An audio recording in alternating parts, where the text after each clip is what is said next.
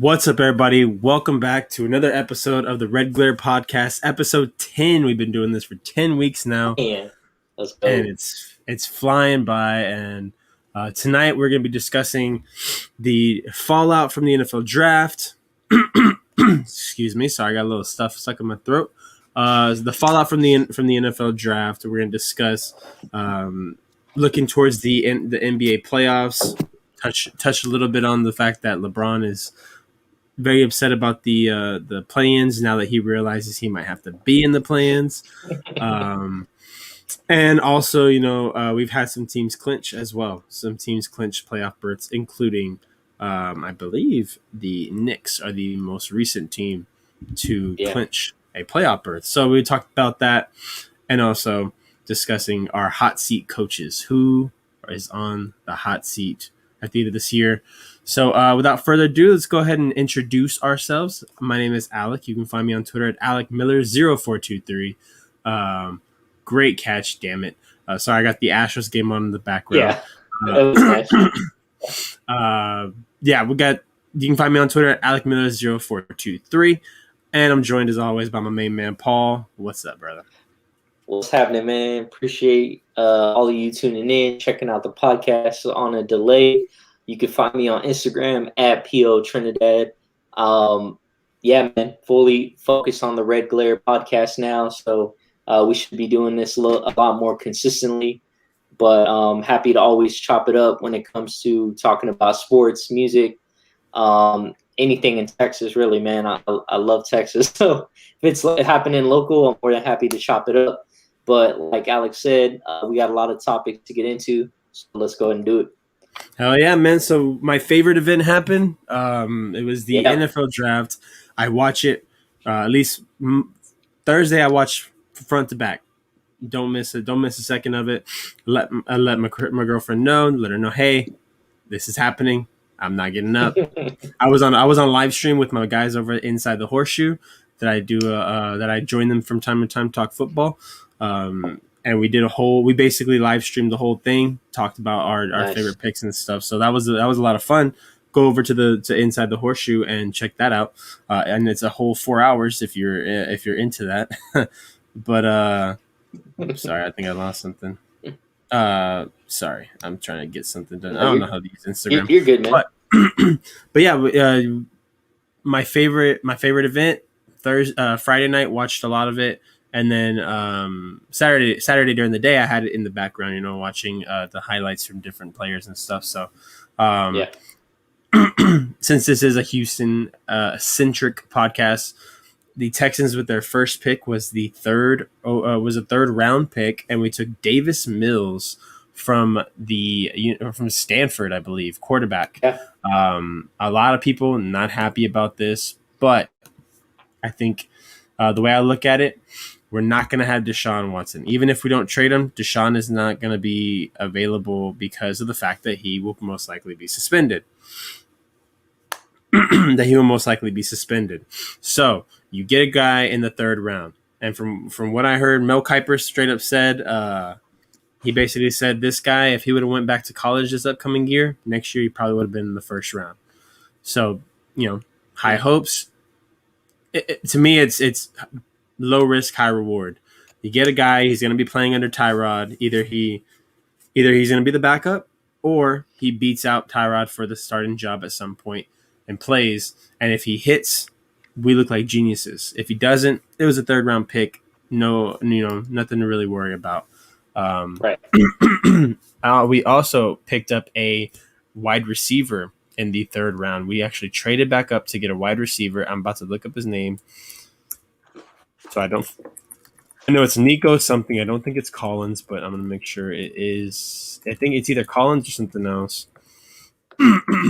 Draft picks. Nico Collins, from Michigan. Nico Collins. And from what I heard, it's a good pick. It's a good pick for the value. It's like a really good value pick, so that's good to hear. And we need receivers. We need somebody on the other end. We lost Will Fuller.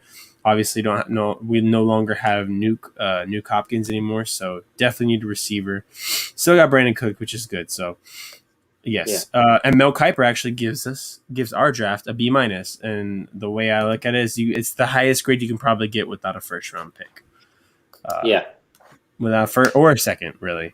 So you had that guy, you had Davis Mills. Where is it?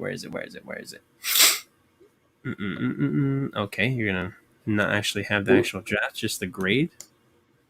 We didn't have a 4th round pick. We did have a 5th. A 5th round pick. I believe we took a tight end with that pick. So we took Davis Mills at 67 overall, quarterback from Stanford. Nico Collins from Michigan, 89 pick overall. Then we took Brevin Jordan, tight end from the University of Miami. Why we took a tight end, I have no idea. It's very odd to me. That was probably my least favorite pick of the draft. I don't understand why you're taking a tight end. We have 3 of them on the thing, and we also got Ryan Izzo. We traded for Ryan Izzo from the Patriots, so it was just a very odd pick to me. Then at the 170th overall pick, we took linebacker Garrett Wallow from TCU. I like seeing defense taken. We need a linebacker. We traded away Bernardrick McKinney to the Miami Dolphins, so good to see some linebacker talent here. At number 195 overall, we took defensive tackle Ryan Lopez. That was our last pick from Arizona. Ryan. Roy. It's Roy Lopez. They got it wrong right here. It's Roy Lopez. Defensive tackle, I think, is a good pick up here. It's a 6th round pick, so obviously, your high hopes for it, but not too many expectations brought with him. And he looks just like he's going to be exactly what we need in the middle. A body to block a hole, man. It's something that we need.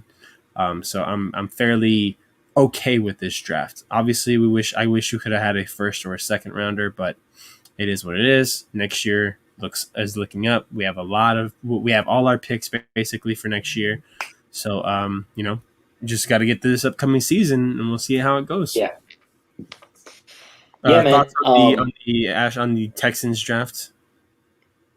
I mean, I thought it was a pretty solid draft, honestly. I think the biggest, the most interesting point was the quarterback pick for me, because also Kellen Mond, the QB from A&M, got taken the pick before. Absolutely. So I thought that was interesting too. Yeah. I'm not going to knock the Texans for not getting him. A part of me thought afterwards, I was like, I have to put my Longhorn bias aside, when it comes to discussing A&M. But essentially, I thought about it. I was like, man, I wonder if the Texans should have maybe been more. If they knew that guy was falling all the way to the 3rd round, if Kellen Mond is a better dual threat fit, and we're still after that dual threat offense, I was kind of wondering why they didn't make sure they got him. Maybe take a risk and take him early. But it didn't really seem like they were bothered by that. I mean, they took Davis Mills right afterwards. So it's hard to see the direction the Texans are going, obviously, because this is a rebuilding year, and there's so many different new players on the roster. There's returning ones too, but just new players in general. So I thought that was interesting. It also showed I think they're anticipating Deshaun is going to play to start the season at least. Yeah, might fall in. It seems like they. Yeah. Maybe he'll miss the first. I think I was on a little bit of a delay. I think he might miss 4 games is probably the minimum. I would think, because Roger Goodell has that freedom to suspend a player for behavior detrimental to the league. Yeah. So it's not very much under that. It's just basically if Roger Goodell seems like you have portrayed the NFL or kind of hurt the NFL's image, he has every right to suspend you, even if you didn't do anything wrong per se. It's more like you shouldn't have been in the position anyways. You shouldn't have been in that situation to be in any kind of trouble. So I think he's at least missing 4 games. But there's also a possibility we might trade him before the end of the season. It just depends on how everything goes. So. Right. Yeah, like Deshaun comes in and has a phenomenal year. He'll probably stay put, but I think if he comes in has an average year, there's still going to be a team out there that's going to want to roll the dice a little bit, and they can probably get him a bit cheaper than what the Texans were asking for before. So I think he might be gone. I also, man, I can't remember the name. Maybe I sent you the article, Alec. They talked about a team that wanted to trade for him. I think it was Carolina. Carolina Panthers. So. We're trying to make a move for him. So, yeah, man, it sucks the way it played out. I think we know at this point the Texans were not behind convicting Deshaun. They just kind of ruined his own stock, and it sucks now as a Texans fan. You're kind of left with the remains. But yeah, man, I mean, I kind of want to see. I just want to see where the roster is going. Like I'm kind of anticipating this to be like a 4-win season at the most, to be honest. And it's going to be painful, but I think we'll get to see pretty quickly, like how our new coaches, how our GM is, how Nick Caserio is going to do in evaluating talent. You never know if he has enough talented people, we could win more than that. So, yeah, man, the good thing is every Texans game is going to bring like a lot of dramatic reactions from people, because we're going to see like all these new people and results on the field. But yeah, I think we definitely looking towards like next year already as sort of a more potential season for getting back into playoff contention, and at least aiming for that, compared to this year where I think you're kind of just aiming to get everybody healthy and playing games. Yeah, absolutely. I think this is going to be a rough season, but at the same time, we know what it is. We know it's going to be a rough season. Unlike last year, last year we were expecting, even though we had got rid of DeAndre Hopkins, there were expectations last year, and it just didn't turn out to be what it was supposed to be. This year, everyone's going in. Well, at least I hope they're going in with the idea like really this year is to evaluate talent. It's to figure out who is worth keeping around for the long haul. It's to get the rookies up to speed.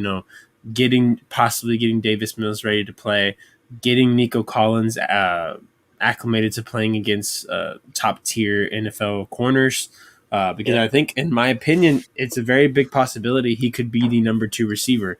At the moment, it's probably Randall Cobb, but say Nico Collins has a great summer, a great training camp, I don't know how they're doing training camp, but there's a big possibility that he could be the number 2 guy in Houston. So getting him used to playing with big top corners. So that's always something you got to keep an eye on. And then also kind of figuring out what Culley is as a coach. I have no feelings on him. I don't like him. I don't dislike him. Kind of when I heard about the hiring, I was kind of like, okay, we'll see what he can do. I guess give him an opportunity. So it's a free year. Basically, you let Culley know, hey man, just go out there, do your best. If you win, you win. If you don't, it's not gonna hurt you. In my opinion, it shouldn't hurt him. I feel this way about any new coach that's coming into a really shitty situation. It's how I felt about Todd Bowles when he was coaching for the New York Jets. I really hate that he got fired after one season.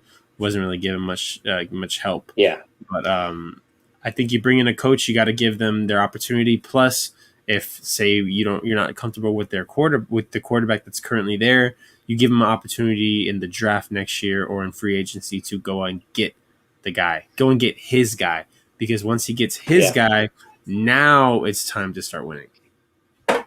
Yeah, I think that's fair, and I'm also in that same boat. I don't like to get ready to fire a coach after a bad season. I mean, to be honest, I don't think there's really anyone in the whole Texans organization, with the exception of maybe Jack Easterby, who you can really point a finger to. If the Texans go out on the field and they go like 0-16 and they're just a complete embarrassment, I think you can point to Jack Easterby and just say, okay, well, come on, man. But, I don't think it'll be that dramatic. I think, like you said, this is a free year. I hope they put Davis Mills out there like a couple games. I don't see why not. If we start off the season and we're like, 1-7 or something like that, I mean, I feel like you should toss him out there, get him some experience, and let's see what he's about. But yeah, man, Mhm. I mean, sometimes you have to find reasons to like be excited about Texans game. So this is basically a fresh new restart. I mean, we'll get to see everyone from scratch, see what their potential is.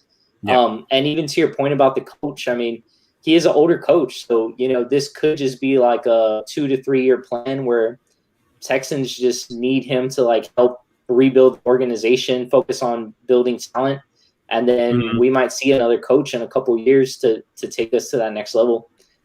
Yeah, But yeah, man. I hope so. Yeah, I hope so. Culley comes from a very well-respected organization. The Baltimore Ravens are a well-respected organization, professional from top to bottom. Don't really ever have any issues. They're on the same level as like the Pittsburgh Steelers, like teams like that, where Yeah. they basically the front office is top notch. They don't have any issues.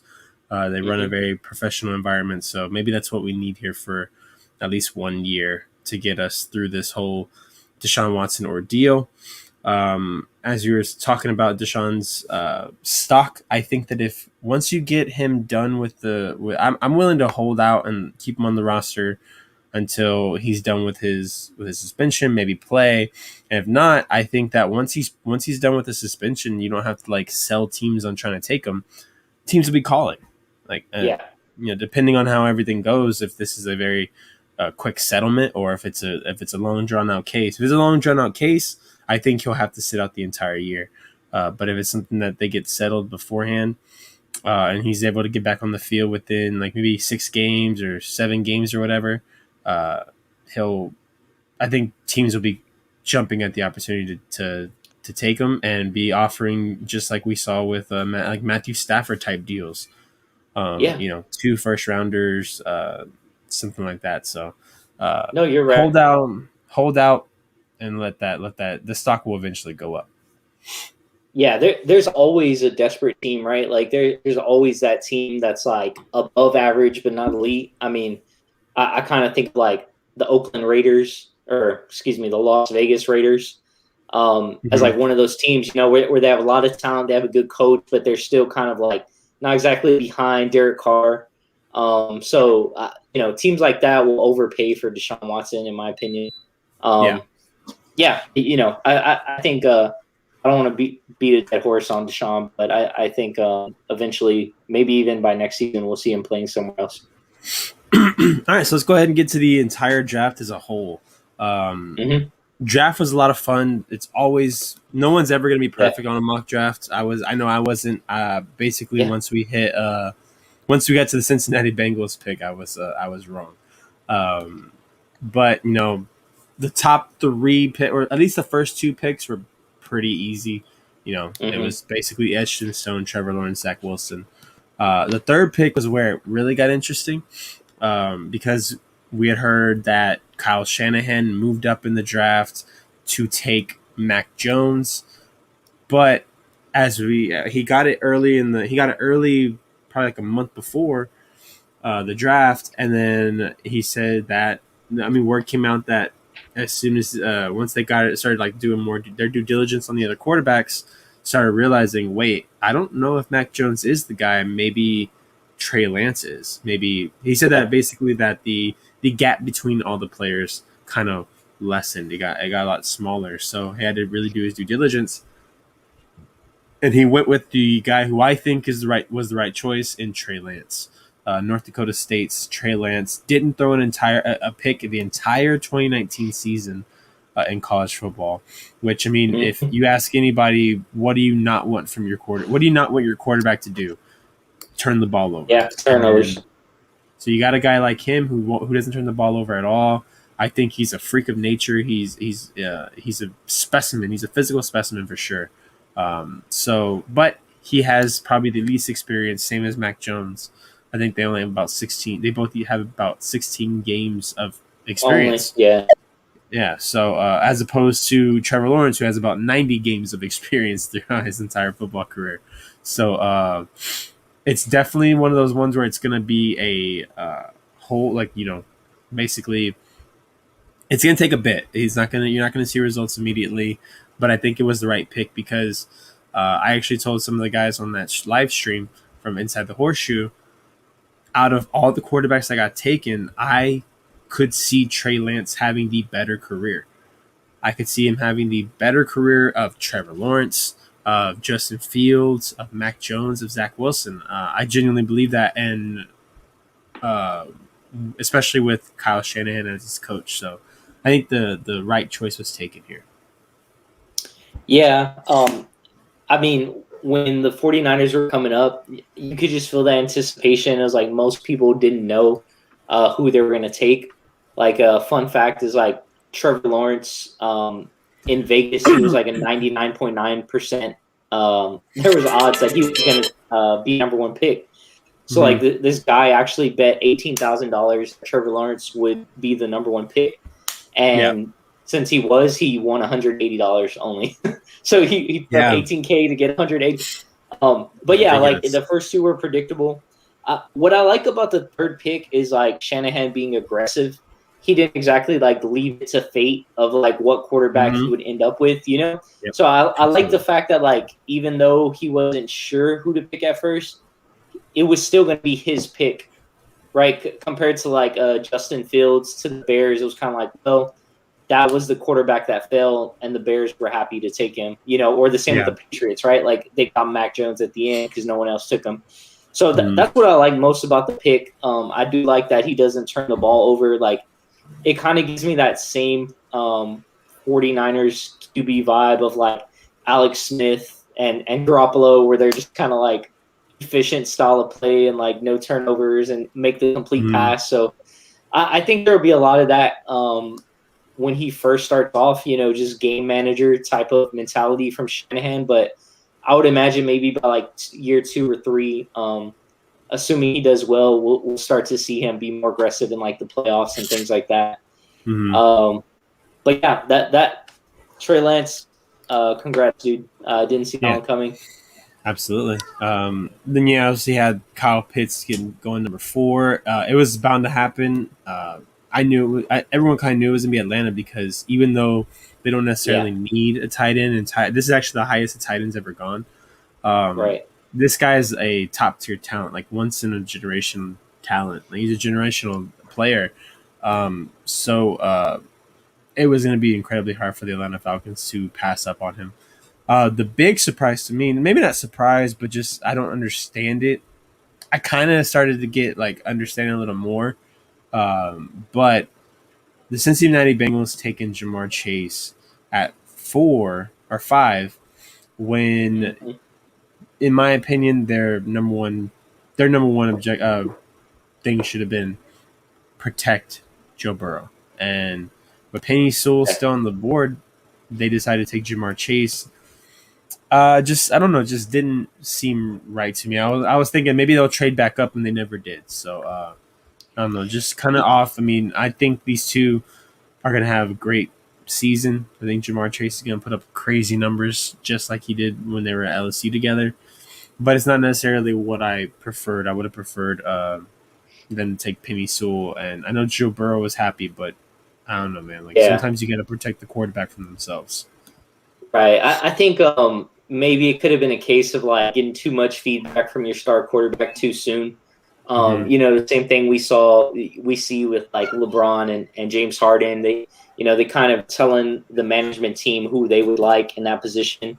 But you know, when you're GM, you have to think of your future. And I'm sure Burrow and Chase will be great long term, but also you're in the same division with the Steelers, the Ravens, and now the Browns, who are playoff contenders. So you know, I don't really see this pick putting them over the edge on any of those teams, frankly. No. So yeah, I get where you're coming from completely. Like there might be some highlights with these two, but as far as making them better or pushing them towards the playoffs, right now I don't see it. Maybe in a couple years it'll develop, but we'll see.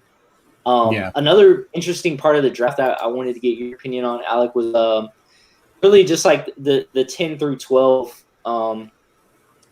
picks. So, you know, Dallas was number 10, and then they made a trade with Philly. Philly moved up to the number 10 spot and gave Dallas their third rounder. And they took Devontae Smith. The Bears took Justin Fields, and then the Cowboys got Micah Parsons. Yeah, so this is basically what happened. Because like yeah, we simple Waddle, Sewell, Carolina and Denver both go corner, Mhm. and everyone had tied Patrick Surtain to the Dallas Cowboys, basically because they need Right. quarterback help. At 8 and 9, basically the top two corners that are that deserve to go in that slot were both gone. So Dallas decided, okay, let's move back. They moved Trade down. back. Yeah. Yeah, they traded down. Philly figured kind of. I guess maybe they heard rumblings that the Giants were going to go wide receiver, so they jumped up to grab Devontae Smith. Then after that happened, the New York Giants decided, okay, we're gonna go ahead and trade back too, and got in contact with the Bears, and the Bears traded up to get their guy. So, like what you said about Kyle Shanahan about willing to go up and get his guy, um, you have to take your hat off to Ryan Pace to Yeah. be like, you know what, we're going all in. If it costs us a first round pick next year, it's fine. Like someone said, if you're willing to get them at 20, if you're willing to get your quarterback at whatever number, then you should be willing to move up and get them as well. If that's really your guy. So seeing them go up and get Justin Fields, because I don't think Justin Fields would have made it past. I heard there was rumblings that Minnesota wanted to take him at 14. Obviously, New England probably would have taken a quarterback. So there's no guarantee, Yeah. and then definitely Washington football team would have taken a quarterback. So Mhm. they had to move up. They got their guy for the first time in who knows how long. The Chicago Bears have a legit quarterback. We'll see if he pans out, but I know Bears fans were through the moon for this. And then Yeah. obviously the Dallas Cowboys at their new pick take probably the guy who's going to win, in my opinion, defensive rookie of the year, in Micah Parsons. Yeah. So I mean, I think everyone kind of got what they wanted. Everyone got their guy. Uh, Right. the Giants at number 20 were still able to get apparently the receiver that they wanted in Kadarius Toney. I don't think he was a first round pick, but I'm not the one doing the evaluations, so that's not on me to decide. But yeah, I think everyone kind of won in that like little mix around of events happening. Yeah, I think so too, man. I'm excited for Devonte Smith. Like, I know you said you wanted to talk about like um, in the draft, maybe some of these people who could be surprises long term or something Mm-hmm. along those lines. I feel like Devonte Smith like has all the tools to be it.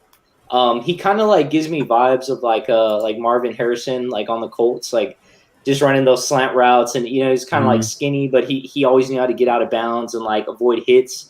Yep. Man, if he can get to that point, dude will be special, man. I think like there's still a lot to be seen with Jalen Hurts, like how great he'll be in the league. But I think it's Yeah. you basically give Jalen Hurts a really good receiver, so he shouldn't have like many excuses for underperforming. At least for putting up yards, getting touchdowns. And then Justin Fields, bro, like I gotta admit, Yeah. like when he was in Ohio State, I wasn't the biggest believer, but like after the way he played in the playoffs, and he was like playing through like broken ribs and shit like that. Man, Mm-hmm. dude, the guy won me over. Like I think he'll be good for Chicago.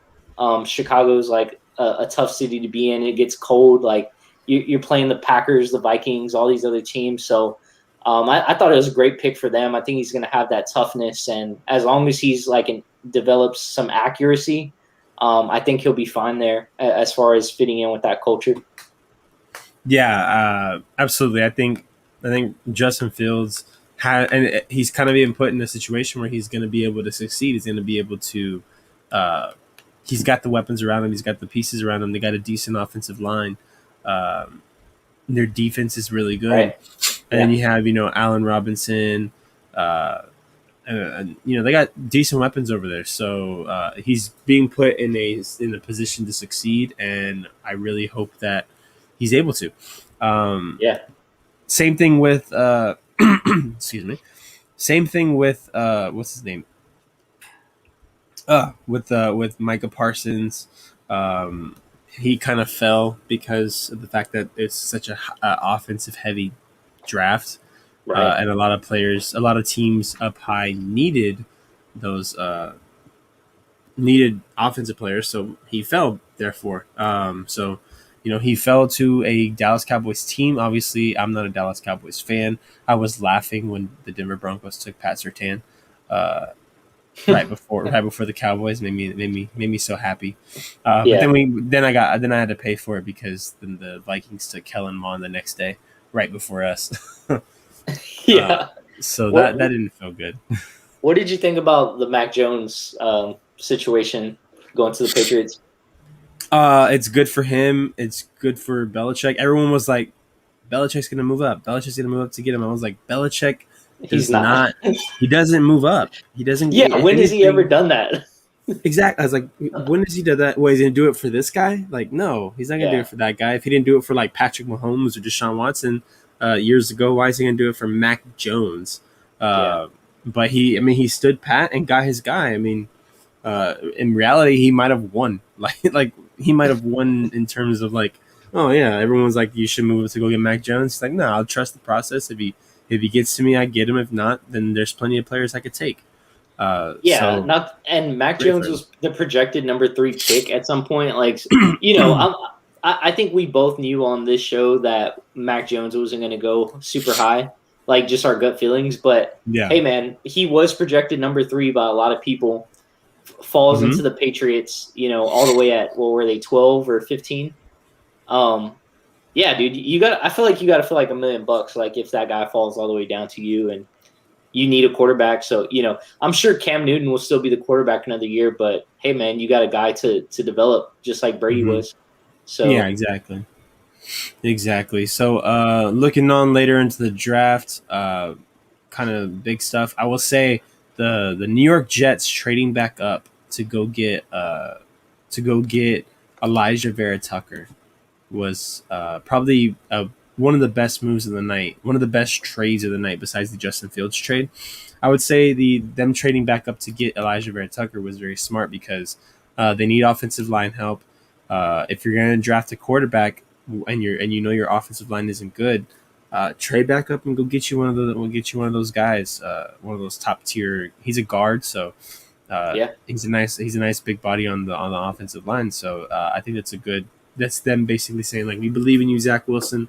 We're gonna give you the opportunity to succeed, and they ended up getting their guy. Um, Another one, Kwity Paye, to the yeah, Indianapolis Colts. The Colts are a team that don't really have holes. They don't have anything. They didn't have anything crazy that they needed to fill. They have an insane offensive line. They got Carson Wentz in that trade, and they have a really good defense. And getting Kwity Paye just to basically put him on the outside, uh, like next to Darius Leonard, uh, next to DeForest Buckner. Like that's pretty good for them. And I would say they might be my sleeper team to win it all next year. yeah, bro. I mean, if the Colts weren't in our division, I'd probably be a Colts fan. Yeah. If they didn't whoop on our ass so much that but dude, I liked that. I also want to shout out the Colts because they took Sam Ellinger from the University of Texas, and that was, dude, Sam. I mean, you saw how important a backup quarterback is with Carson Wentz and Nick Foles, and yeah, dude, Mhm. they're just looking stacked, bro. Like in a lot of ways. So I wish them the best. Like I'll be. Since the Texans are down and out, I guess I can root for them for a year. For a So little we'll bit, see yeah. what they do. Yeah, just to see something interesting. Not exactly become a fan, but yeah, like hell yeah, man. Happy for Sam. Happy for Kwity Paye. Fucking Colts, man. Watch out, Titans. Better watch out. Yeah, definitely watch out for the Colts next year. Sorry, some other highlight picks I would say. Najee Harris going to the Pittsburgh Steelers. It's a no Yeah, brainer. Excuse me, sorry. Najee Harris there.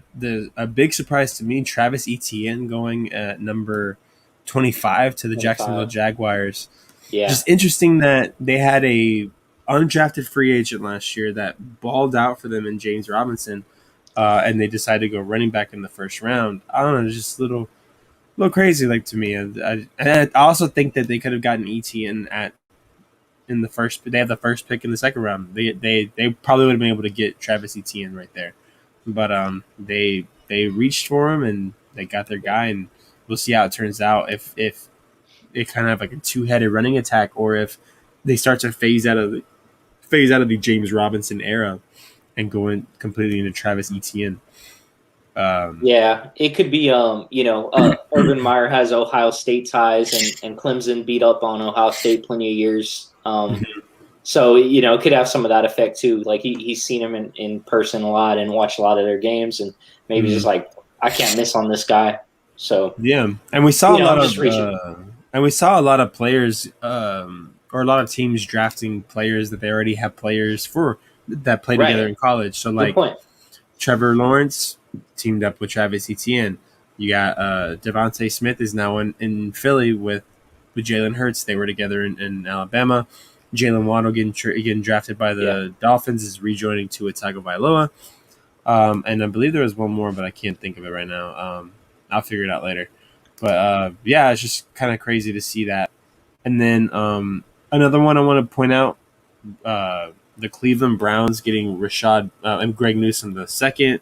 Baltimore Ravens taking Rashad Bateman, wide receiver, which is really good for them. And then the New Orleans Saints take University of Houston's own Peyton Turner at the 28th pick. Yes, so that's always good to see. And I think we'd be remiss to talk NFL draft and not mention the fact that the whole Aaron Rodgers debacle.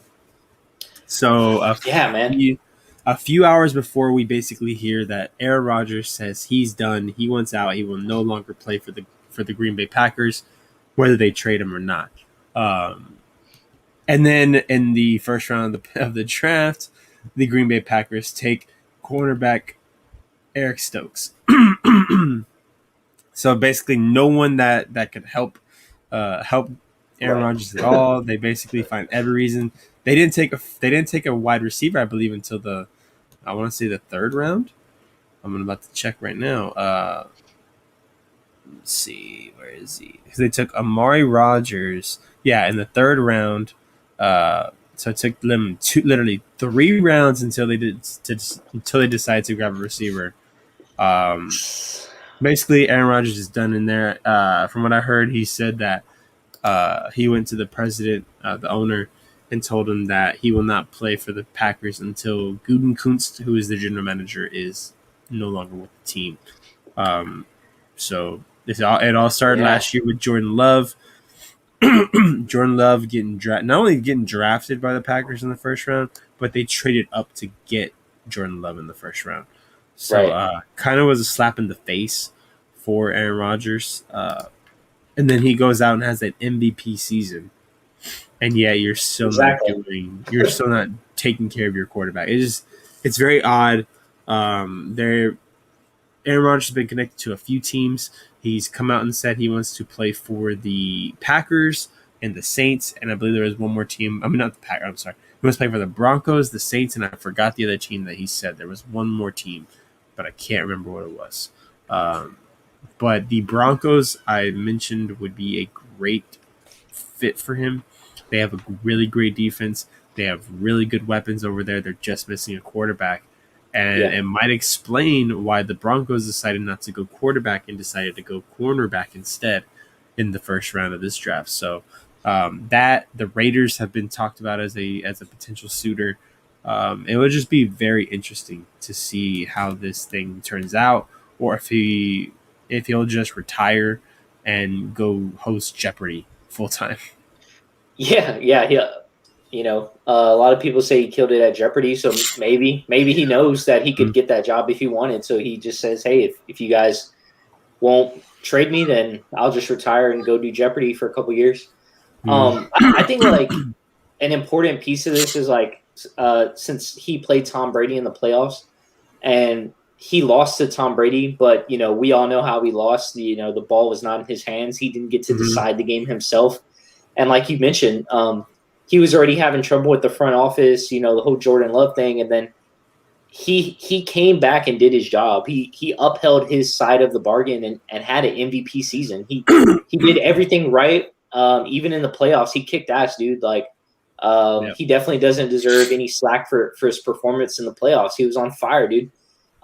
So yeah, man, like and maybe we could go ahead and segue here too, like, because when you're in that position, you want to get a guy that your quarterback is going to believe in and knows that you believe in him as a front office.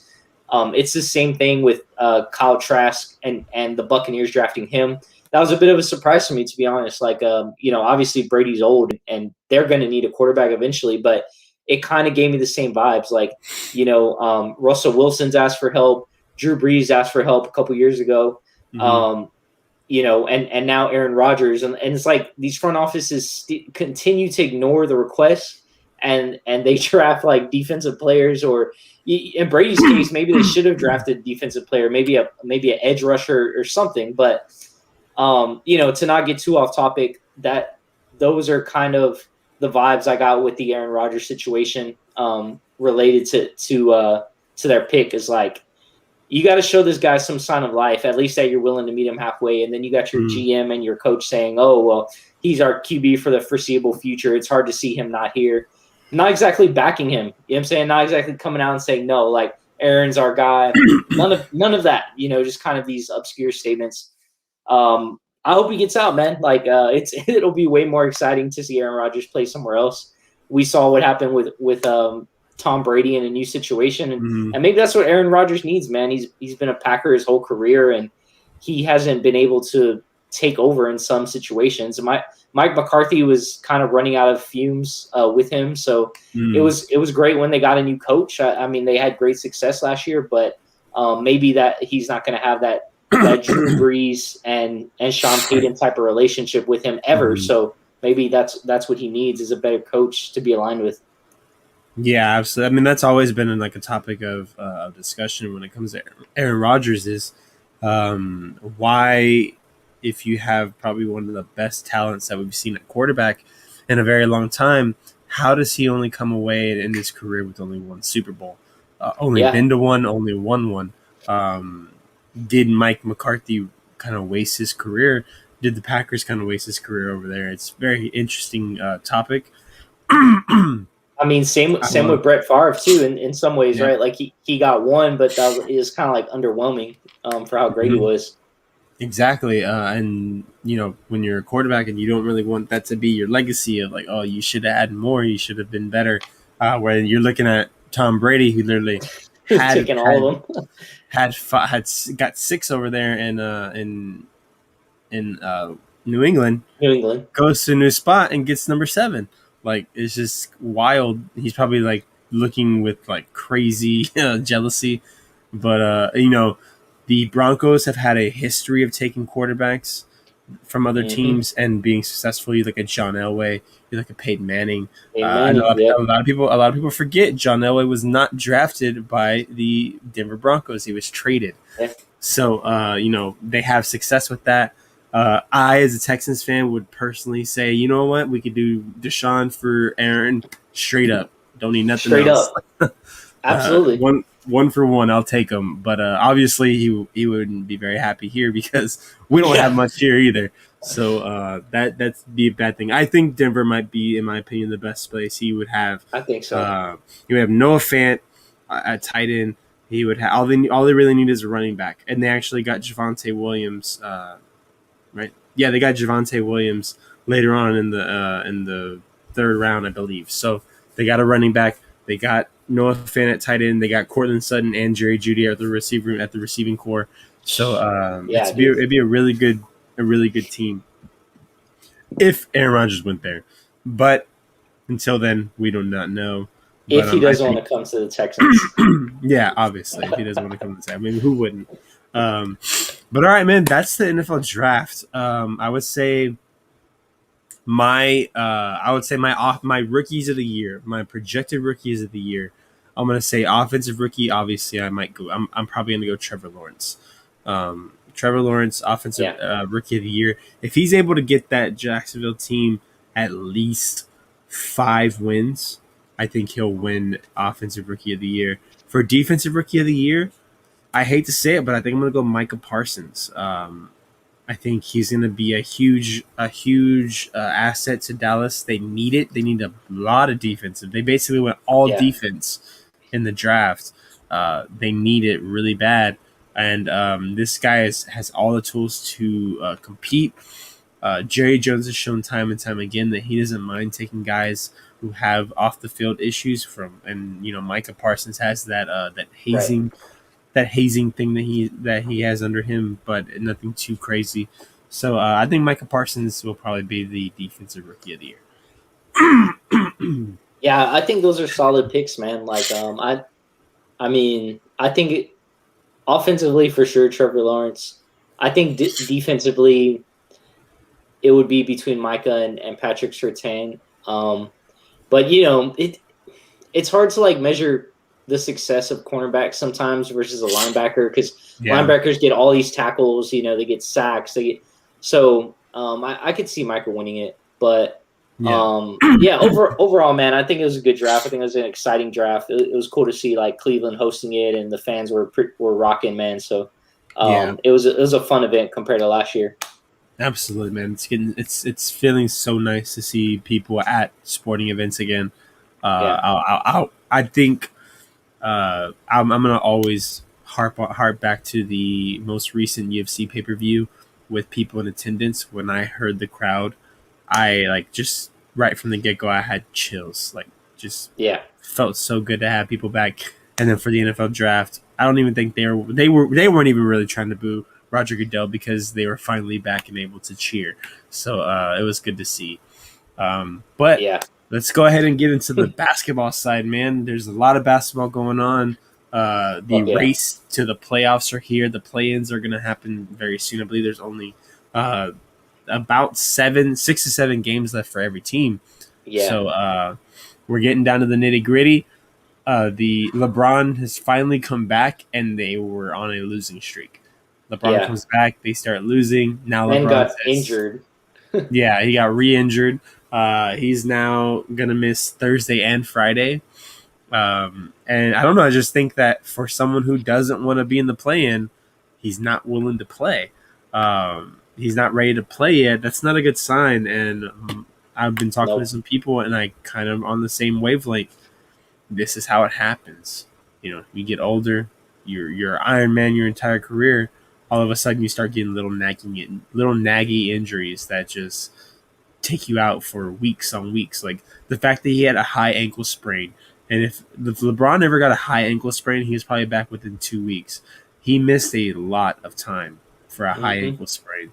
And then now he's re-injured it, or he's re-aggravated it.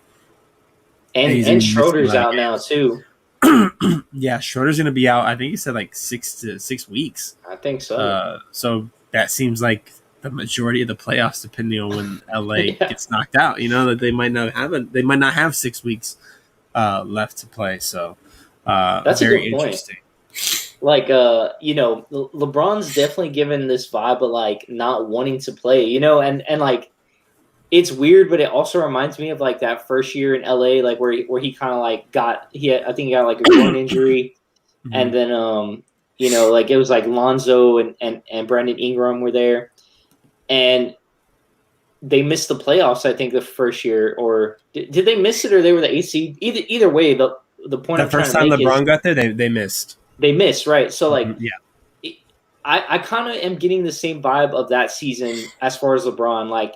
He wasn't super interested, that season. He was like eating on the sidelines, like, just kind of doing his own thing, happy to be in LA. But like, you could tell he didn't give a shit about the roster. You could tell he was just waiting for them to trade people away and things like that. So I'm kind of getting that similar vibe, man, of like, LeBron's a hard worker. I hate to doubt him, but yeah, dude, like the Lakers are banged up. I mean, they're not one of the top 4 seeds historically. That doesn't look well for any team with championship aspirations, regardless of them being the defending champs or not. And I think like his heart is just not in it this year, man. I think I'm not the biggest LeBron fan in general, but I think there's obviously years where like his heart is just not completely in it. Even the last year in Miami, like after they lost. He kind of just seemed like whatever, like he shrugged it, like he was ready to move on. And I'm just getting that same type of vibe from him, man. So yeah, I think I would love to see the Lakers in a playoff game. I think they deserve it. I think the entire country outside of California would love to see that, and maybe watch them get bounced by the Warriors or someone else. Like that would be awesome. Yeah, I mean, I am a avid person that says I don't like repeat champions. Not anything Same. against them. I understand, but it's just like I want to see different. I want to see variety. And Yes. dude, like when it was Cavs Warriors 3-4 years in a row, Oh, I man. was done. I was ready to give up basketball. It's like I don't want to Same, see dude. anymore. I'm sick of it. You say the same thing when it was Lakers Celtics, Heat, whoever. It just got to that point. But so obviously I would be okay with the Lakers being out. I'm not a Lakers fan. I don't really like the Lakers. I'm not a believer in Anthony Davis. And so I don't think that. I think if LeBron, he basically said it, if he's not healthy, it doesn't really matter where they seed at because they're not going to be getting through. And Yeah. I don't know, like if you're Anthony Davis, do you really want to hear that? Like, do you want to hear Definitely from LeBron James? Like, oh, basically he said like, oh, you don't have what it takes to get us there. If I'm not healthy, we're nothing.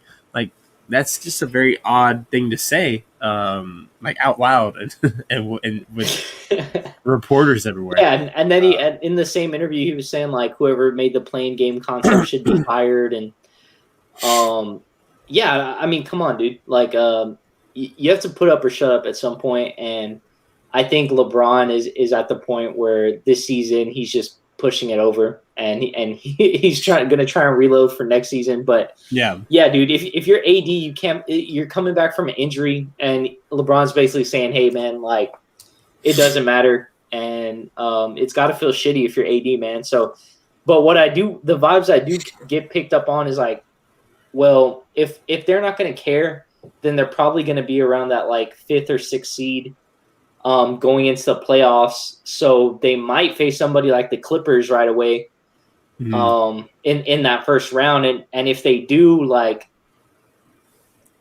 I think Clippers might have them this year, man. Like, I think most of the top 4 teams would have them, to be honest. Like, my only question mark would maybe be the Nuggets without Murray, but dude, they've been like undefeated without him. So yeah. I think I think they might be a first round knockout, man. If they go to the playoff game, the playing game, that would be worse for them. But I don't really see them beating any of the top 4 teams. Maybe the Suns because of inexperience, but it's hard to make that argument.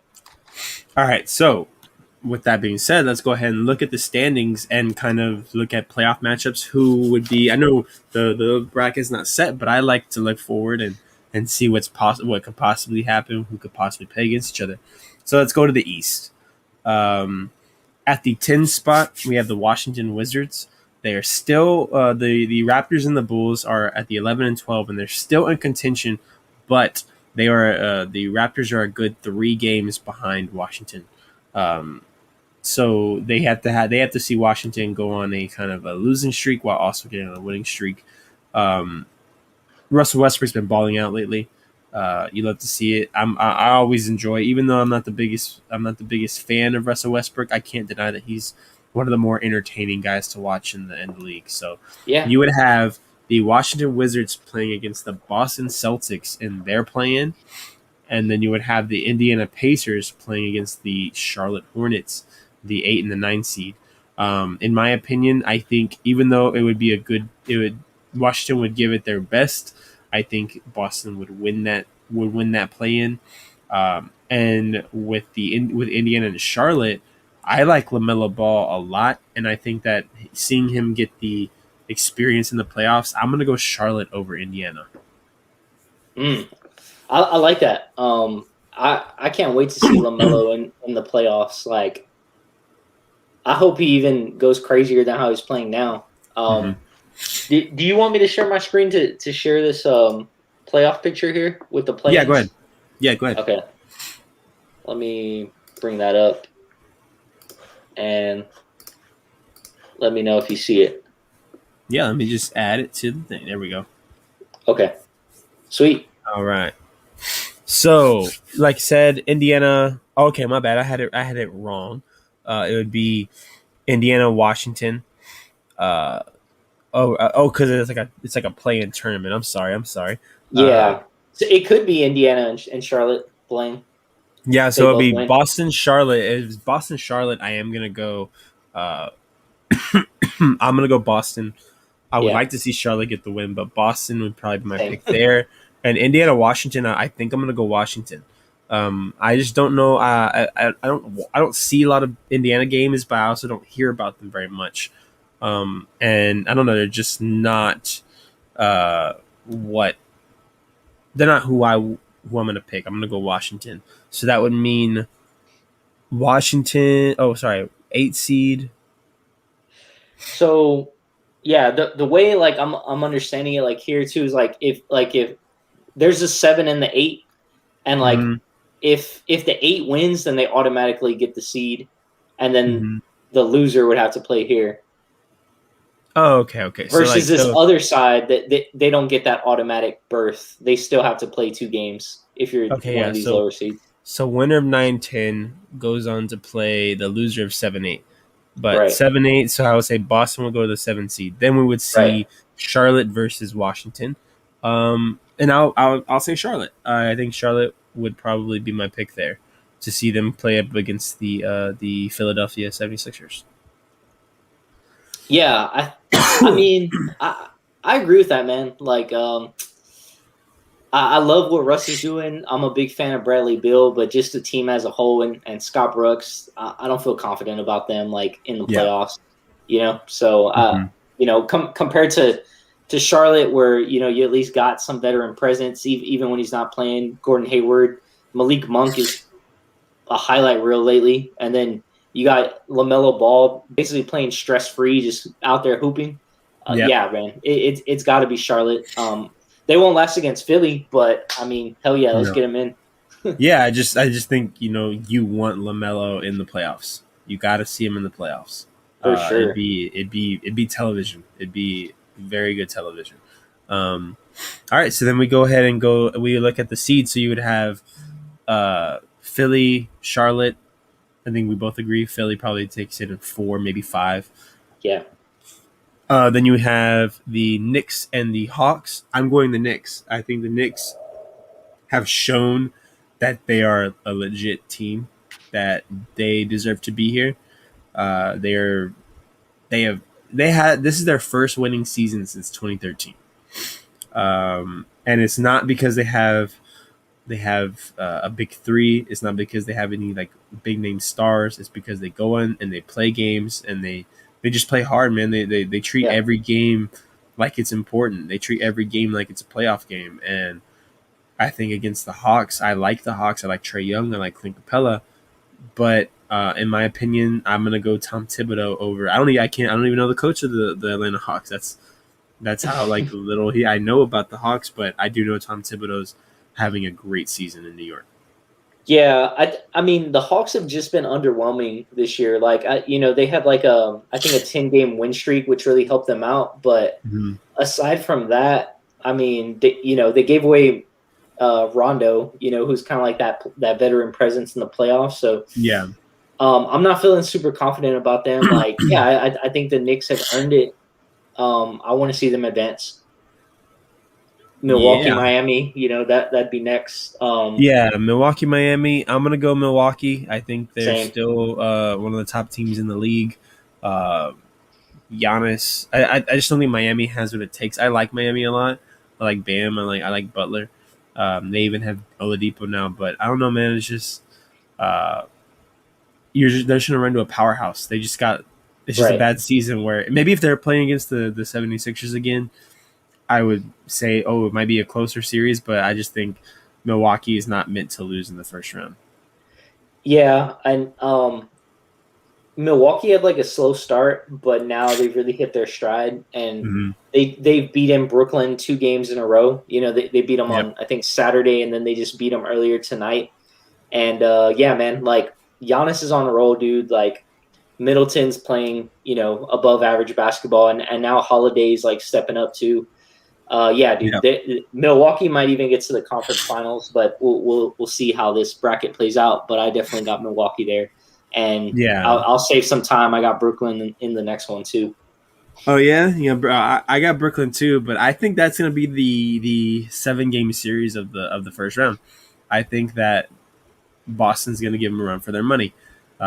This is what Brad Stevens loves. Brad Stevens loves when there's no pressure, there's no expectations. They're expected to go in there and lose to the Brooklyn Nets, and I think that they're going to end up going 7 games on them, especially if Harden's not back yet. If That's KD true. and Kyrie, they had great games tonight. They each had like 30 points. That's insane. But can you do that over 7 games? That's Right. can you do it? Can you do it 4 games in a row? We all know how hard it is to beat a team 4 games in a row. It's not easy. Yeah, not to mention, not saying they're the same person, but you got Steve Nash and Mike D'Antoni, and we've seen how D'Antoni's offensive kind of get dismantled in the playoffs. Yeah, So if all those guys aren't healthy, you definitely have to worry about it. Like, maybe they get past this round, like you said, but especially when it comes to the Eastern Conference Finals, it's going to be tough for them, man. Especially they haven't even played games together. So yeah, exactly. And I know people like to say, "Oh, defense doesn't matter in the NBA anymore." It definitely matters in the playoffs. In the yeah, playoffs, ask Milwaukee if defense doesn't matter in the playoffs because every year in the yeah, playoffs,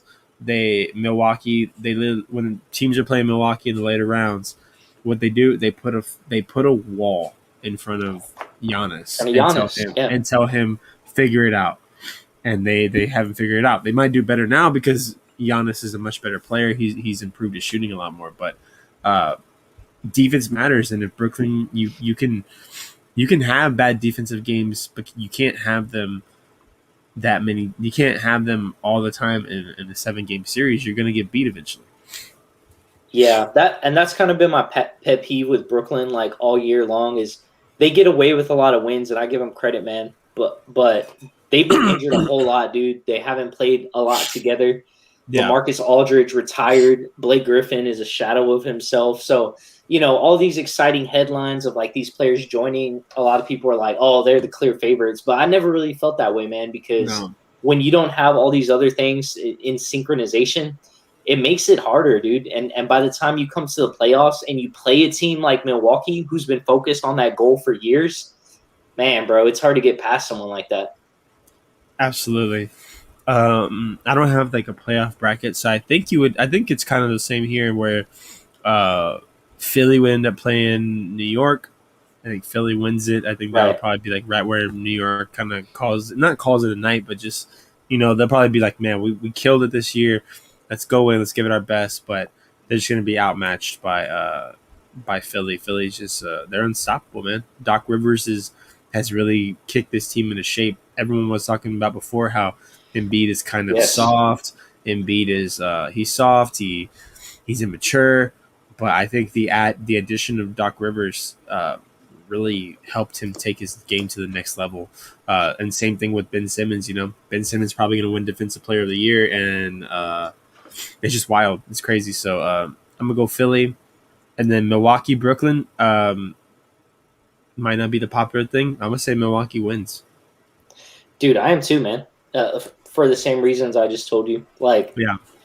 I can't see Brooklyn getting away with it all the way to the finals, man. Like, they've had a great year. Maybe if the guys were healthy all year, they easily could have won on talent alone. But Mm-hmm. yeah, I can't see them like dismantling Milwaukee, who's just focused and healthy Mm-hmm. and has a good rotation. I just can't see that. Yeah, and then Philly versus Milwaukee, dude. That's hard. Yeah, that's fucking hard. I think I'm gonna go. Damn, I'm gonna go. I just think I'm gonna go Milwaukee. I'm gonna say it's their time. Okay, okay, I They've like been it. working. They've been working. If Philly goes, cool. But damn, I think Milwaukee. It's like Giannis has said, and I think Giannis is gonna be like, it's my time. Like I've waited. I've got bounced. I'm not. It's not happening again. Like he's gonna will. I think he's gonna will it to be. Hmm. Yeah, I mean, he's not matching up against Kawhi either, so that helps because that one Exactly. year, that 1 year when Yeah. Kawhi was on the Raptors, he fucked it up for Giannis, dude. Kawhi called game. He did that against Philly too. He called game against Philly. Yeah, man, exactly, dude. No, I mean, it's a good point. To be honest, like I don't really have my mind made up. It's hard for me to just imagine Philly making it to the finals in general, and for them to just have like not a great year and then come back as the 1 seed and make it to the finals. That just Mhm. sounds like a shock to me. So like I could easily see why a team with continuity in Milwaukee, which by the way, Milwaukee and Miami are really the only two teams that have had like continuity. Like Yeah. even though Philly still has their stars, they changed a lot.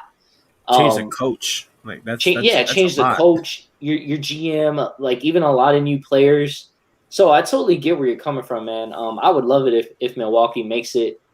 I can't really make that call. Maybe after the season, I'll be in a better position to say who I think will win. But I All love right. the aggressive pick.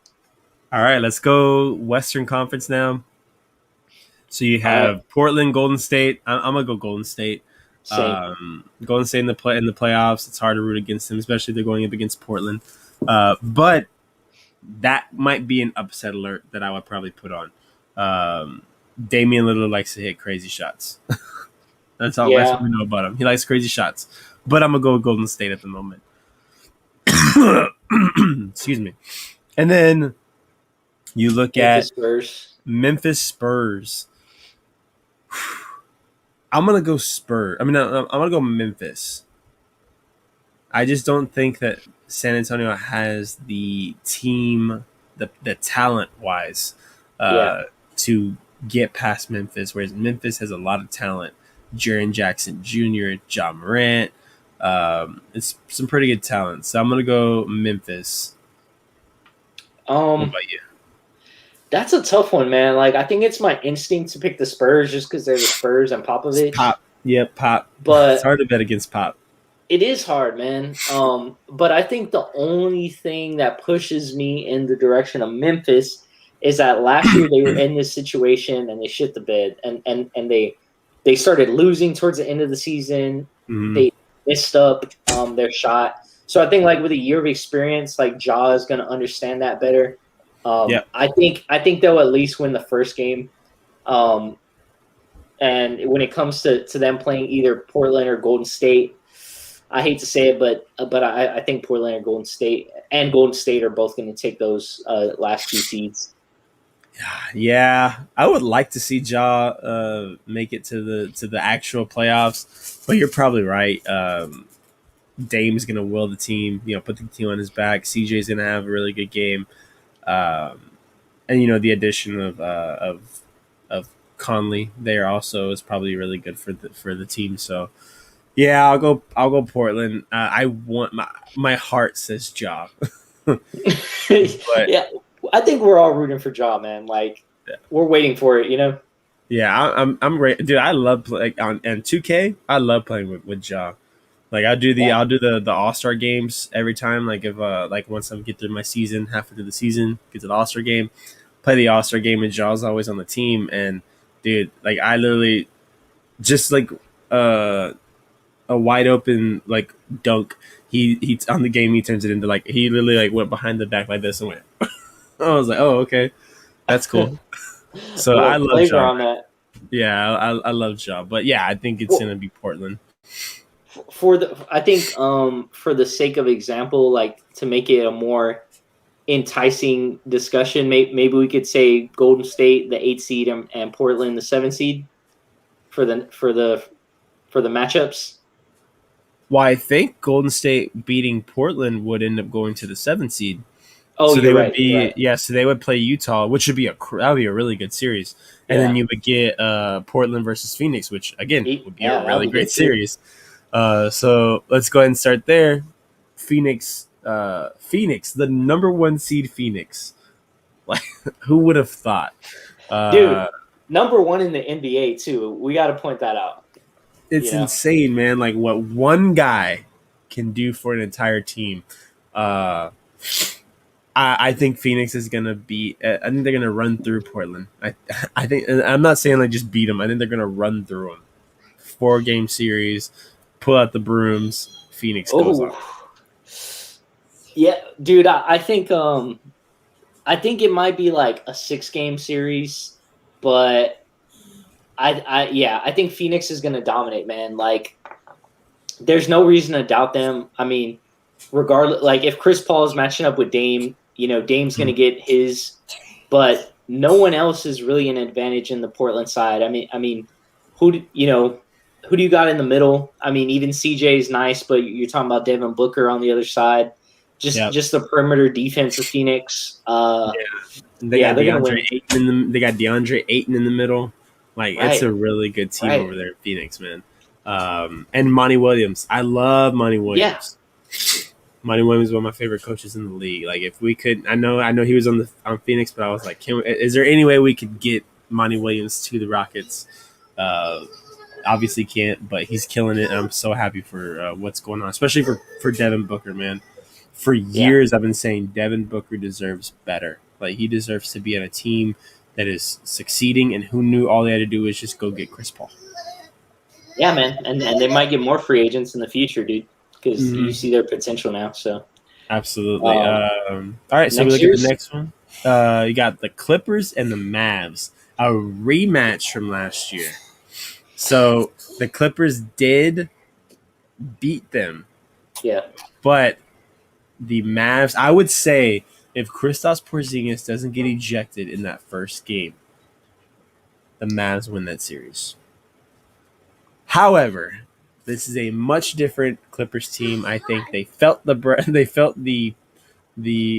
all the eyes, they heard everything about how they underachieved in the playoffs, and I agree. They 100% underachieved. To me, that was a failed season last year. I think that is not happening again this year. I'm gonna go the Clippers over the Mavericks again. A much closer series, probably 7 games here. Okay, maybe 6. I think I got the Clippers. I kind of see it in like a gentleman's sweep, to be honest. Okay. Mainly because I think it's just going to be Kawhi putting the team on his back. Like, I think he didn't really want to be in the bubble last year. And I think this year he's a lot more focused. Like, I think he had a small injury, but I think he's going to bounce back, and I see them kind of dominating. But yeah, man, that's my main thought. Luka will probably get 1 or 2, but yeah, man, Dallas has been super inconsistent. I'm surprised they're even the 5 seed, to be honest. But that's also because the Lakers suck. they've definitely jumped up because of the Lakers losing. Yeah. The Clippers could actually, if they win tonight against the Raptors, they would actually leapfrog Denver into the 3 seed. But when we get there, we'll discuss that later, which would set up a very interesting Clippers-Lakers in the first round matchup. Yeah. But until then, we have the Denver Nuggets taking on the LA Lakers. This is one. It's tough because, like, if we get LeBron full strength, there's nobody on Denver that can even slow him down. Nope. But if he's hurt still, and Jokic is able to get in there and just handle that, he's handling Drummond. He handled Drummond yesterday. Right. If Drummond didn't get into foul trouble and they put Marcus All in, they probably win that game. So really, it's like, oh, Jokic, you might have did too well because they ended up having to take out Drummond because he was in foul trouble, so they had to play Marcus All. So I'm gonna say I'm going with the idea that LeBron's gonna be 100% healthy. So I'll go ahead and say the Lakers. However, if we find out that LeBron is hurt, that he's going to be on a minutes restriction, which I don't think he will. I think once the playoffs start, he'll be like, all right, I'm playing until I die. Like, you got to. I think LeBron's one of those guys that you have to kill him to keep him out of the playoffs. Yeah. So I'm going to go ahead and say the Lakers, but upset alert maybe. It's crazy. Like the 3 seed beating the 7 seed would be. I mean, the 6 seed would be an upset alert, but upset alert. I think if Jamal Murray was playing, it would be no question like Denver would dominate this series. Mm-hmm. But since he's not, you basically have Jokic. You have Michael Porter Jr., but there's a lot to be desired with him. They have Aaron Gordon too. Yeah, they have Gordon too. I do like the fact that Denver lost to the Lakers last year, so they do kind of have a chip on their shoulder still. At least Coach Malone will. Yeah. But if LeBron and AD are healthy, and you don't have to worry about Jamal Murray, I think the Lakers can get it done in Yeah. 7. I And think it so. pains me to say it, but if they're playing the Clippers, I'm taking the Clippers. But yeah, dude, I mean, the Nuggets can't expect to win the championship without Jamal Murray. It Yeah. sucks. It's the reality. It is, man. It is. And then when you have Utah and Golden State, Utah, the Golden State has nobody especially with the injury of Wiseman. They have nobody in the middle. Draymond Green is not the Draymond Green of old. Uh, Rudy Gobert is an absolute monster, and Yeah. Donovan Mitchell's playing like I think he's 1 year away from MVP candidate. So I'm gonna go Utah. Yeah, I think Utah. I think Curry will probably win you one game alone, but yeah, man, like no one can pick up Gobert and Mitchell, who are the two best players on Utah's team. So I think that one probably a gentleman's sweep. Like I'll give respect to Curry, but Yeah, he'll shoot the it could lights out easily for one game. right one home game. He'll shoot lights out, but that's about it. Once. Yep, no worries. All right, next up you have Phoenix and the Clippers. Dude, I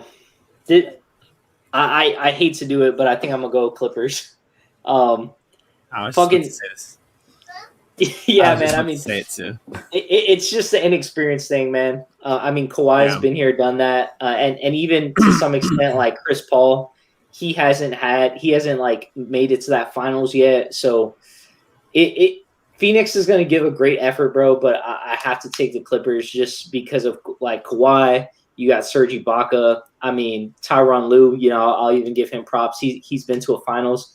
I think if they make it to the second round after a difficult matchup with Dallas or the Lakers, they're going to kind of be in rhythm, and I think they're going to take care of Phoenix.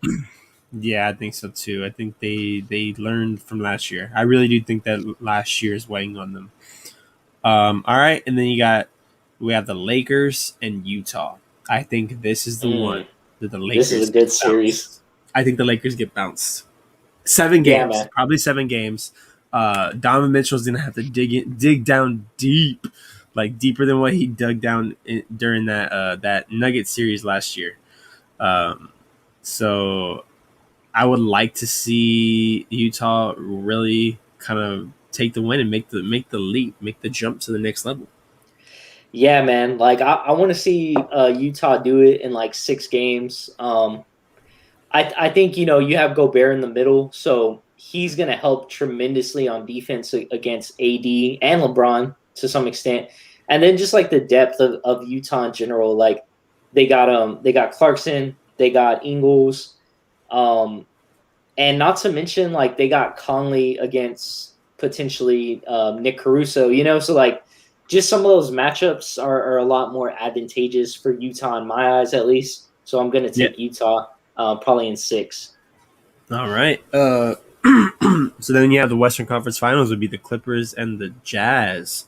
Man, that's tough, man. These playoffs are gonna be fun. I cannot wait for these playoffs. I'm gonna go. Yeah. Man, I just think if they didn't have if it wasn't for Stotts, I would lean Utah. But like we've seen Terry Stotts here before, man, like just kind of drop the ball at some point. Can Rudy Gobert? No, wait. Is Terry Stotts the coach of Utah or Portland? I thought he was Utah. Portland. I always get them confused. Let me see. I thought McMillan was the. It's Snyder on Utah. Oh, okay. Then it's a little better, but I don't know, man. I just think I'm gonna go Clippers. Dude, it's gonna be the inexperienced thing. It's just Utah. Gobert or Donovan haven't been there before. Yeah. Kawhi has. Yeah. I feel you on that. Like, I think Utah plays with a lot of heart, and they're going to play with a lot of heart in the playoffs. But like, Clippers are playing more with their mind and dexterity, and in those tense games, the Clippers are going to be a lot more cool and collective. That's just what it is. And I think Utah, Utah got upset by Denver last year, or not exactly upset, but they were up 3-1, so upset. And I think they're going to learn from that, but I still think they have a long way to go to actually be like championship contenders. So I'm going to lean towards the Clippers as well, man. Like I just think in the West, they're the team that has a lot of depth. They have a lot of veteran presence with Ibaka and Rondo and Kawhi. I mean, a lot of their team, So it's just hard to pick against them, man. Like, I know we say it all the years, Clippers this year, but this is the year. I mean, the Lakers are weak, and I just have to go Clippers as the second option. Which would leave us with a Clippers Milwaukee finals. Yeah. And man, I want to say Milwaukee. So my heart says Milwaukee. My mind says my mind says Clippers. I'm kind of similar. Like, that's what I thought. Like my gut, like when I first heard that, my gut said Milwaukee, but I still think Kawhi is like better than Giannis, like the matchup wise. Like I think Giannis is a better player, but matchup, I think Kawhi just has it, man. Like Kawhi's just a step ahead. And the combination of like people who have been there before. Mm-hmm. Damn, dude, I think I am picking Clippers. I honestly didn't think that. Like, I was over here saying like, oh, my favorites to win are probably Milwaukee and before the Lakers, but man, now it's the Clippers apparently. It's those matchups, dude, and I think the combination of like Lakers being hurt and then Jamal Murray out in Denver, it's just like it makes it the bracket to take for the Clippers, man. All right, so that'll be Milwaukee losing in the finals.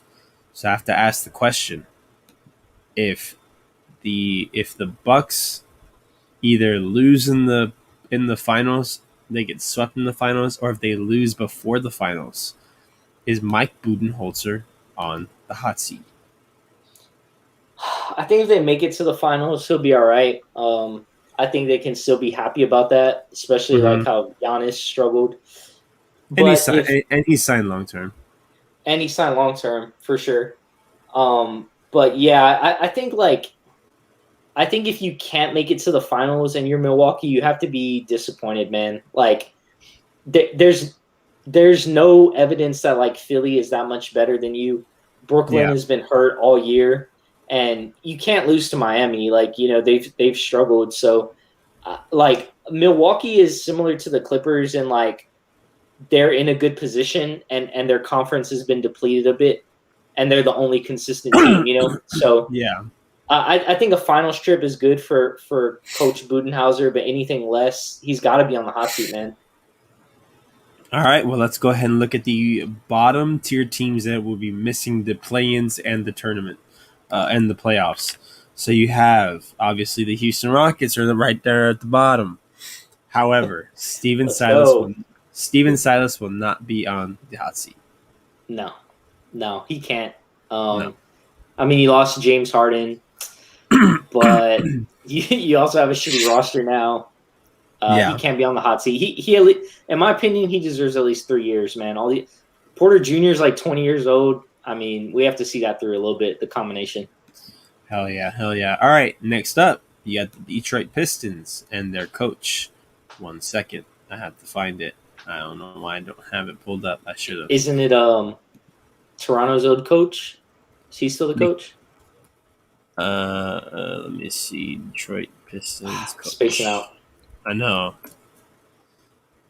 Dwayne Casey, yes, you're right. Yeah, Dwayne Casey. Okay. Is Dwayne Casey on the hot seat? I'm going to say no. I feel like he might be, but not for the right reasons. Like he shouldn't be because like Detroit is just like dysfunctional organization. I mean, Mm-hmm. the fact that like Christian Wood walked away and then like Blake walked away to Brooklyn, like they have like no clear path on what they're doing. So I don't think he should be, but he might be just because like the GM might blame it on him. Kind of sucks. Yeah, I actually might agree with you. First, I said no, but he could be one of those ones where it's like, huh? Why is he Yeah. getting? Why is he getting fired? Like, what did he do wrong? All right, so yeah, the Minnesota Timberwolves coach. I had it pulled up and I lost it. It Uh, was and Flip Saunders' son, and then so it's got Chris replaced. Finch. Chris Finch is the coach for the Minnesota Timberwolves. Uh, is he on the hot seat? He just got named into the hot. He took Yeah, over, so he wouldn't be on the hot seat. But I think they'd also be looking to hire somebody else. right. I feel like it's just like a permanent hot seat there right now. Like, Yeah. All right. Let's look at the next one. We have Cleveland Cavaliers. Their coach ooh, is J.B. Bickerstaff, former Houston Rocket. it's hard to say, man, because like now they got Jared Allen, so I want to see that play out, and like they'll also get another young pick. But yeah, man, I mean, dude, JB kind of led the Rockets to an average season. He went to Memphis, led them to some average or below average seasons. I don't know how great of a coach he is, man. Like, but with that being said, like he does seem like a good mentor. Mm-hmm. And I would like to see him in, because Cleveland's not going to be a title contender next year, so I would like to see him get another year, Mm-hmm. and avoid the hot seat, and then if he still underperforms, yeah, maybe you fire the guy. So I think he hasn't had a fair shake to do it. This has been his really because he had Memphis, and they fired him after 2 years. But he never got his hands on Ja, and then they fired him right before they got Ja. So they didn't really get him any help. So here in Cleveland, they've done their best to get some teams around him. They got Colin Sexton, they got Jared Allen. So I think that he will not be on the hot seat. He will not be getting fired just yet. All right. Next up, we got the Oklahoma City Thunder. Let's see who their coach is. Oh yeah, that's a new coach, right? Because Donovan walked away, or Yeah, they have Mike Digenalt. So he's been coaching. He basically only had this year. This is his only year right? coaching. So most likely he won't be. He has all those damn draft picks that they've Yeah, stocked up over the next couple of years. So yeah, I think that he also wouldn't be on the hot seat. I don't think so either. I feel like OKC, like it's great they have all the draft picks, but they also have like a big time identity crisis. Like, they've had so many good players that left through there, and it's cool they have the picks, but it's like they still haven't given any clear indication of what they're going to be long term. Mm-hmm. Yeah. And they're still kind of like a below average team, but not a shitty team, so they don't get it. The best pick. I don't know, man. It's a weird place to be in, but yeah, I think their coach is safe. So I think now we're gonna get to our first hot seat, and it's gonna be Steve Clifford for the Orlando Magic. Yeah. He's been there since 2018. I think them getting rid of all the players, getting rid of Vucevic, getting rid of Aaron Gordon, that is them saying you're gone. We're gonna start from scratch. Yeah. You had Vucevic, you had Aaron Gordon. Like in my opinion too, like he should have had at least a little bit of success. So what? They probably made the playoffs once since he's been there.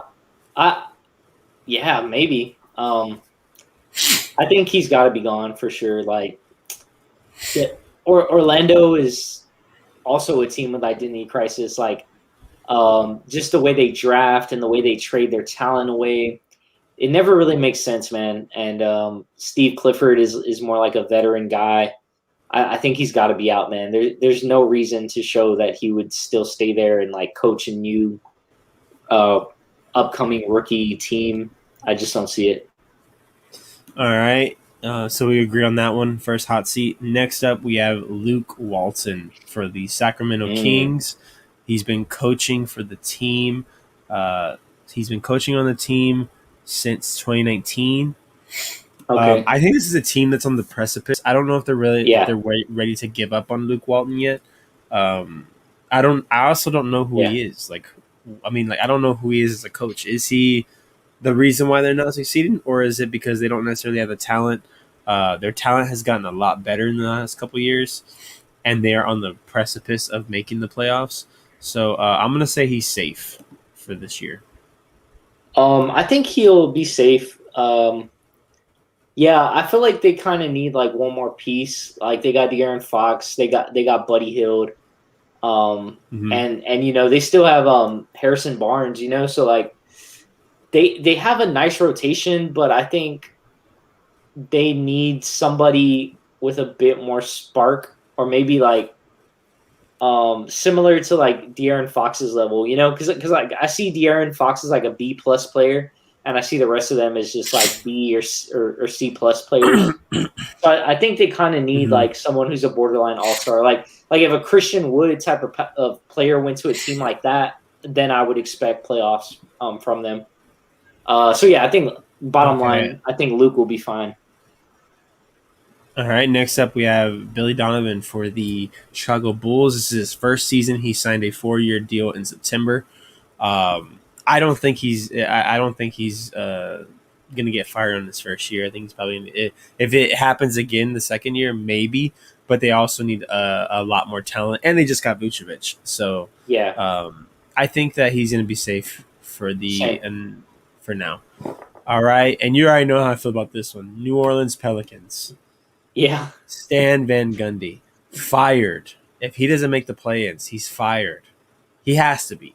You can't have Bi, Zion, and Lonzo, who we've seen like flashes of brilliance from all three of those guys, and not get fired for not yeah, making the man. playoffs. I mean, yeah, like I don't really see any argument to keep him. Like, I mean, I know he's only coach this year, but come on, dude. Like they had first of all, you could even argue that they got worse, right? Because the Pelicans were basically in the bubble last year, Yeah. and now they're not even the 10 seed. So that's definitely not a good look, because he was brought in to take them into the playoffs, and the fact that they're nowhere close to it. I mean, you got, if there's a better coach out there, you got to fire Stan, and you got to get that person in. Mm-hmm. All right, and then the last one that isn't in the playoffs, we have Nick Nurse for the Toronto Raptors. He just signed an extension. I think they really, really believe in Nick Nurse. Yeah. So I think he's safe. Yeah, I think he's for sure safe. It's been a weird year for Toronto. They've been playing in Florida all season, and Yeah. just kind of jacked up with COVID. So I think Nick Nurse is going to get the Raptors back to prominence in a couple years. We'll see him next year. All right. Well, that's everyone. So we're going to go ahead and head out now. Yep. Call it a night. I think it was a really good night. We got to talk football, the NFL draft. The basketball playoffs are really starting to wind down. So it's going to be a good look. Let's go ahead and say where the good people can find us, and we'll head out here. Go ahead and start, man. Yeah, man. You guys can find me on Instagram, PL Trinidad. Also on Twitter at Black McLaren. You can catch me screaming at Adam Clanton with Alec here, and just whipping ass and taking names, bro. That's what we do. Absolutely, absolutely. And you can find me on Twitter at AlecMiller0423. Basically yelling at someone who gets paid to talk about sports because they refuse to talk about sports. Yeah. And you can also find me on the ANS podcast. That's Arm Bars and Suplexes podcast. Tomorrow night with Jesus, we'll be talking about the Masvidal Usman fight, and this last weekend where we had a big knockout, Dominic Reyes and Jerry Prohaska. And looking forward to this upcoming main event. We got a women's main event. Marina Rodriguez taking on the karate hottie, Michelle Watterson. So check that out to see our thoughts on that and much more tomorrow. So tomorrow, 9 o'clock, be there. But all right, man, until next week, we will see you guys soon. I'm Alec. That's Paul. Let's get the hell out of here. Peace out, guys.